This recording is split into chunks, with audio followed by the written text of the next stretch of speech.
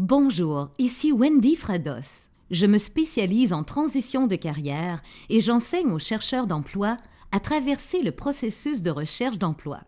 Bienvenue à l'atelier intitulé « Exploration de nouvelles avenues ». Alexander Graham Bell a dit « Une porte s'ouvre lorsqu'une autre se referme, mais nous passons tant de temps à regarder avec regret la porte fermée que nous ne voyons même pas celle qui s'ouvre ». Intitulée « Exploration de nouvelles avenues », la séance d'aujourd'hui s'intéresse aux portes qui s'ouvrent. Les gens modifient leur façon de voir le travail. Par exemple, avec lesquels des énoncés suivants sur le milieu de travail êtes-vous d'accord? Je préfère les postes qui offrent des occasions de croissance. L'équilibre travail-vie privée est important à mes yeux. Les employés doivent chercher leurs propres occasions de développement et les saisir là où ils les trouvent. Je m'attends à rester longtemps avec le même employeur. L'employeur est responsable de fournir un cheminement de carrière clair à ses employés. Changer d'emploi nuit souvent aux possibilités d'avancement.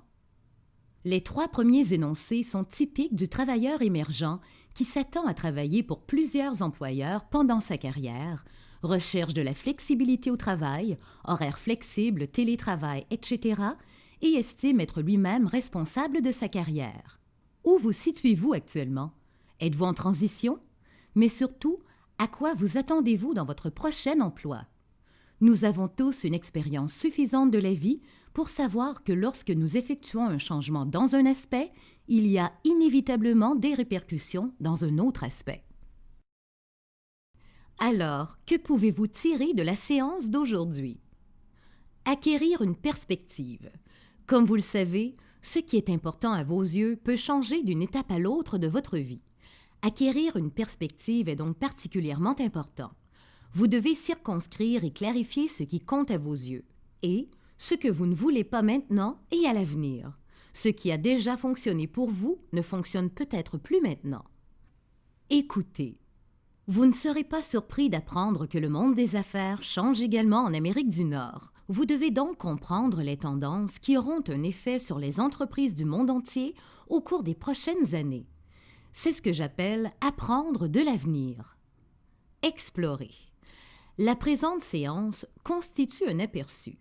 Nous ne pouvons approfondir aucun des points abordés.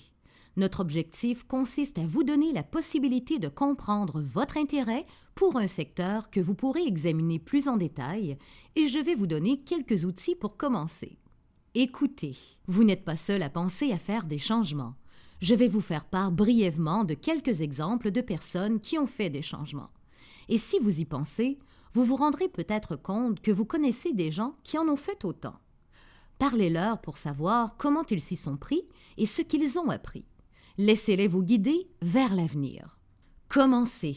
Il est facile de chercher ce qui nous est familier, même si nous ne nous y sentons pas à l'aise. Nous avons tendance à chercher le trajet de moindre résistance. Demandez-vous si vous êtes prêt pour le changement. À la fin de la présente séance, vous aurez des options de départ à examiner.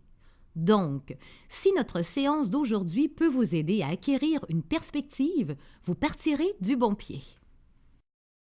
Le travail n'est plus ce qu'il était. Les travailleurs ne s'engagent plus à long terme envers un seul employeur. Le 9 à 5, en vertu duquel l'employé devait utiliser un horodateur à son arrivée et à son départ, cède le pas à de nouvelles options.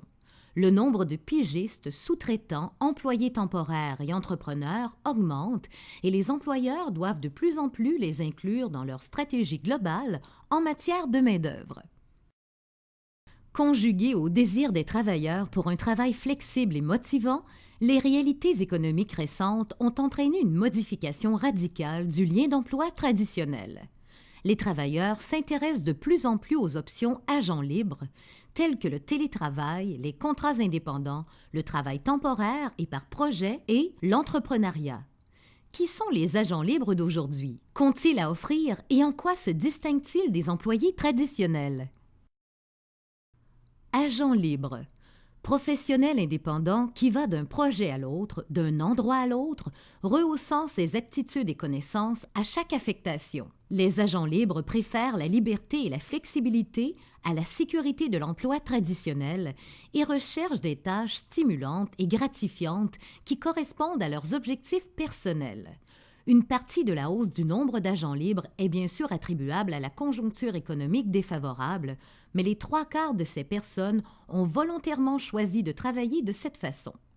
Pourquoi un nombre croissant de personnes, dans tous les groupes d'âge, choisissent-elles de devenir agents libres?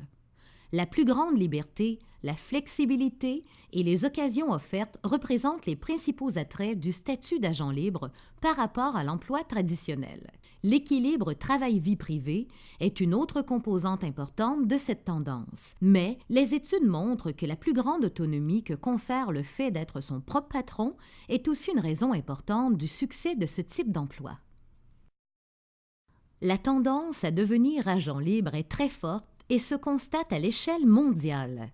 Selon des estimés, les agents libres représenteraient entre 20 et 30 % de tous les travailleurs du monde entier. Et la tendance se poursuit. Au Canada, le travail à contrat a cru beaucoup plus rapidement que toutes les autres formes de travail temporaire au cours de la dernière décennie.